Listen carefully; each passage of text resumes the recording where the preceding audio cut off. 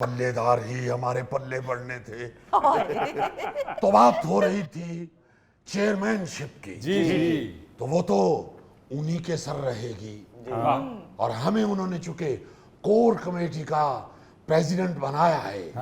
और आप ये जानते हैं, चूंकि आप माशाल्लाह जर्नलिस्ट हैं, आप समझते हैं कि आप पीटीआई को कोर कमेटी चलाएगी। और उसके सरबराह आप हैं। जी हाँ, और इस वक्त पाकिस्तान की सबसे बड़ी सियासी जमात पीटीआई की सरबराही जैसा अहम ओहदा हमारे नातमा कंधों पे आ गया है। और फरीद, ये नातमा कंधा हम महावरतन कह रहे हैं, वरना हमने अपने इलाके के जीले ड्रम के जनाजे को भी कंधा दिया हुआ है। अस्सलाम वालेकुम ख़वातीन और हज़रात, शुरू करते हैं आज का हस्बे हाल। मैं हूं आपका मेज़बान फरीद रईस।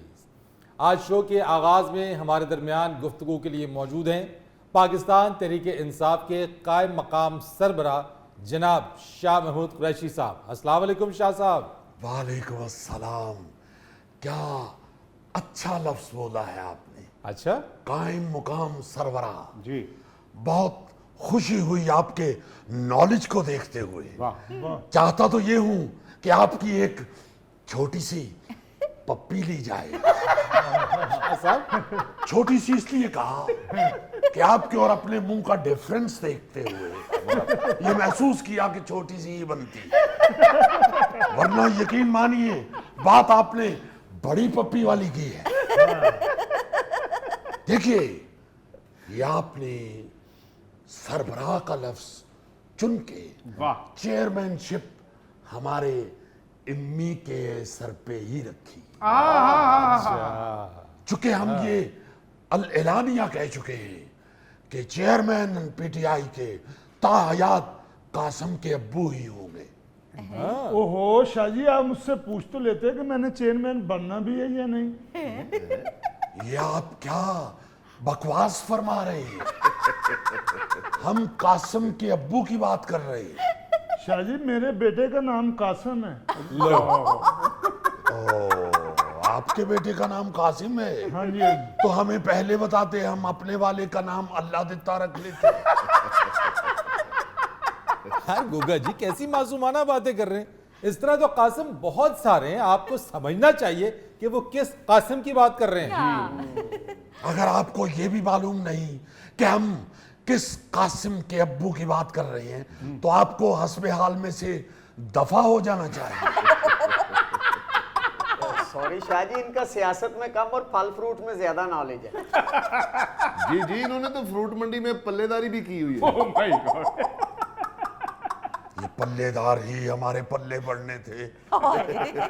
तो बात हो रही थी चेयरमैनशिप की। जी जी। तो वो तो उन्हीं के सर रहेगी। और हमें उन्होंने चूंकि कोर कमेटी का प्रेसिडेंट बनाया है। और आप ये जानते हैं, चूंकि आप माशाल्लाह जर्नलिस्ट हैं, आप समझते हैं कि आप पीटीआई को कोर कमेटी चलाएगी। और उसके सरबराह आप हैं। जी हाँ, और इस वक्त पाकिस्तान की सबसे बड़ी सियासी जमात पीटीआई की सरबराही जैसा अहम ओहदा हमारे नातमा कंधों पे आ गया है। और फरीद, ये नातमा कंधा हम महावरतन कह रहे हैं, वरना हमने अपने इलाके के जीले ड्रम के जनाजे को भी कंधा दिया हुआ है। और ये जो वक्ती तौर पे हमें जिम्मेदारी सौंपी गई है, ये ज्यादा से ज्यादा 15-20 साल पे मुहित हो सकती है। क्या 15-20 साल शाह जी? भाई, केस भी तो देखो कितने डाल दिए गए हैं कासिम के अब्बू पे। जी हाँ शाह साहब, 180 केसेस हैं। जी हाँ, 180 केस। यूं लगता है जैसे इलेक्ट्रिशियन ने काम करते हुए जो तार चोरी की थी, वो भी कासिम के अब्बू पे डाल दी गई। और इन केसों में लाजमन मस्जिद से कोई एक आध जूता चोरी करने का केस भी होगा। वरना 180 की तादाद कुछ समझ में नहीं आती। वैसे शाह जी, 20 केस और डाल दे तो डबल सेंचुरी हो जाएगी। आप डबल सेंचुरी के शौक में इस कासम के अब्बू के केस भी हमारे कासम के अब्बू पे डाल दें।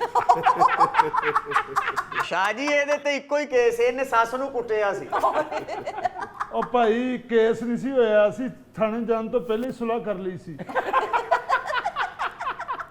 ओ भाई डबल सेंचुरी ये सियासत है, क्रिकेट का मैच नहीं है। फरीद साहब अब तो क्रिकेट में भी बेपनाह सियासत है और सियासत में भी बेपनाह क्रिकेट है। शाहजाद पीपल्स पार्टी के शर्जील मेमन का बयान सामने आया है कि चेयरमैन पीटीआई की गिरफ्तारी के बाद शाह महमूद कुरैशी साहब खुश होंगे, उनका रास्ता साफ हो गया और वो मुल्तान में लड्डू बांट रहे होंगे। फरीद भाई, ऐसी बातें वही करते हैं जिनकी नीयत में खोट और दिल में चोर हो। ये शर्जील मेमन लाजमन जरदारी साहब की सीट पे नजर रखे हुए हैं। वरना जाके आप पूरे मुल्तान में पूछ लीजिए, हमने कोई एक लड्डू भी नहीं बांटा, बल्कि दिल में अगर लड्डू फूटे भी तो हमने वो भी नहीं बांटे। ओ यानी लड्डू फूटते हुए महसूस किया आपने? महावरतन कह रहा हूं मियां। अच्छा। वरना ये ओहदे आनी जानी चीज है। आज अगर मुझे मिला है तो कल फिर कासम के अब्बू के पास होगा, अगर वो बाहर आ गए तो। वरना फिर मेरे पास होगा, फिर अगले दिन उनके पास नहीं आए बाहर तो फिर मेरे पास होगा। तो ये ओहदे आनी जानी चीज है। हाँ, यहाँ हम ये एहतजाज जरूर रिकॉर्ड करवाना चाहते हैं। अच्छा। कि हमारे चेयरमैन पीटीआई को जेल में बहुत छोटा कमरा दिया गया है। गो वो इतना छोटा नहीं जो हमें मिला था, मगर फिर भी छोटा तो है। और फिर सारी दुनिया जानती है कि कासम के अब्बू वॉक भी करते हैं। भाई जितने माशाल्लाह वो लंबे तड़ंगे हैं, 2 कदम उठाते हैं तो तीसरा दीवार में जा लगता है। और इतने छोटे कमरे में तो वो सियासत भी नहीं कर सकते, जो कि सब जानते हैं कि 22 कदम का तो उनका स्टार्ट है। 2 कदम के बाद दीवार आ जाएगी तो 22 कदम वो क्या दिल में लेंगे?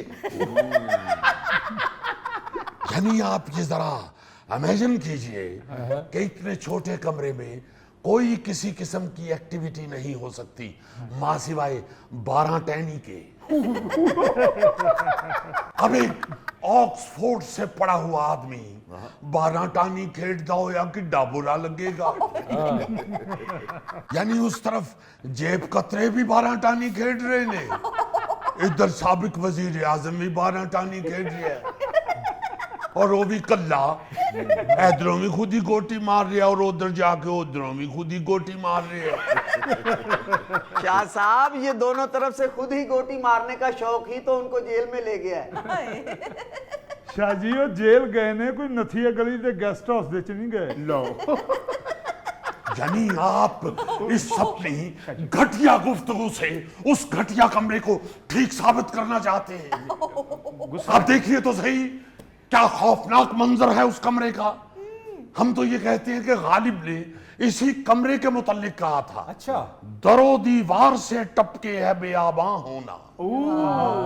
शाह जी ये जड़ी गालिब ने बोंगी मारी है बेआबां होना, इसका क्या मतलब है? लो यानी आप ये देखिए कि गालिब को कह दिया कि बोंगी मारी है, खुदा हाफिज हम जा रहे हैं। शाही बात है। बहुत हो चुकी, शाहजाद। बहुत हो चुकी, हम इतने बेअदब महफिल में नहीं बैठ सकते। शाहजाद छोड़े इनको, ये ऐसी बोंगियां मारते हैं, छोड़े इनकी बातों को, इनको नहीं मालूम है। गोगे का क्या, गोगे के गांव में तो अभी भी अखबार नहीं जाता। बेआबां होना, जिस तरह आप बहुत बड़ी पुलाव की प्लेट को भी आधे मिनट में बेआबां कर देते हैं, इसी तरह कमरे का बेआबां होना है। शाह जी छोड़े, गोगा तो ऐसी बोंगियां मारता है, इसने कहीं पढ़ लिया कि अमेरिकन सूंडी तलफ करें, ये अमेरिका का वीजा लगवाने चला गया। वैसे वाले ने भी क्या, आपको अमेरिका का नहीं चिल्ली का वीजा मिल सकता है। अच्छा शाह जी छोड़े इन बातों को, जरा ये बताइए आइंदा का लाहे अमल क्या है? असेंबलियां तहलील हो गई हैं। हाँ। तो सानू की पता है, सानू पूछ के कीतियां ने उन्होंने। ओ जानन्त्यो न दकम जाने, हमसे तो किसी ने कोई बात तक नहीं की, अच्छा। किसी ने राय तक नहीं ली हमसे। हालांकि हमने फरीद कौमी असम्बली के दरवाजे के बिल्कुल सामने हाँ। खंबे के ऊपर अपना व्हाट्सएप नंबर बैनर पे लिख के लगवाया, ताकि अगर किसी को राय की जरूरत हो तो हमें व्हाट्सएप कर ले। हमने तो कौमी असम्बली की पार्किंग में हर गाड़ी का वाइपर उठा के उसमें पॉम्फलेट भी फंसाया। हालांकि हमने उस पॉम्फलेट के नीचे लिखवाया हुआ था, एक राय के साथ दूसरी राय मुफ्त। हुकूमत के किसी बंदे ने हमसे राब्ता नहीं किया, काले इलम की काट पलट वालों ने हमसे राब्ता कर लिया। भाई सास और बास के मुजालिम से तंग अवाम ने हमसे राब्ता कर लिया, मगर हुक्मरानों ने हमसे राब्ता नहीं किया। जिस बेचारे की बीवी लड़के मेके गई हुई है उसने राब्ता कर लिया, इन्होंने राब्ता नहीं किया। मैट्रिक में 5 दफा फेल होने वाले एक बच्चे ने राब्ता कर लिया, मगर इन्होंने नहीं किया। गोडे दे उत्ते गुड़ुम निकले हो एक बाबे ने राब्ता कर लिया, इन्होंने नहीं किया। मगर शाह साहब, आइन के मुताबिक तो राजा रियाज साहब ही ऑपोजिशन लीडर हैं और उन्होंने राजा साहब से मुशावरत का अमल मुकम्मल कर लिया। अब जरा गौर कीजिए कि राजा रियाज साहब से वजीर आजम बनाने के लिए मशवरा किया जा रहा है, जिनके अपने घर में लगा हुआ मिस्त्री खुरा बनाते वक्त उनसे मशवरा नहीं करता। यानी जिस शख्स से घर वाले मशवरा नहीं करते कि आज की पकाना है, वो दिन अल वजीर आजम बनाना इससे मशवरा हो रहा है। शाह जी खुदा दा नाम लवो, उन्होंने तो मशवरा करते हैं भी अज की पकाना है, क्योंकि उन्होंने तो खाना होता, बाकी ने तो चखना ही होता। बहरहाल फरीद मियाँ, रह गई असम्बलियां तहलील करने की बात, तो हमें हांडी से कोई गर्ज नहीं, उसके अंदर पकने वाले सालन से गर्ज है। भाई ये हांडी चूल्हे पे चढ़ा के 2 साल चूल्हा ही ना जलाए तो असी किधर जावांगे। वाह वाह शाह जी, क्या फिक्रा छोड़ा आपने, असी किधर जावांगे। नाल ही न्याजी अड्डा, उतो मुल्तान दी बस जाती, उधर जाओ। ये देख रहे हो फरीद, कैसी मनूस कल कर रहा है शख्स। यानी अल्लाह अल्लाह करके पार्टी दी सरबराही भी लिए ते बैग गेर ला के ते मुल्तान भेज रहा है।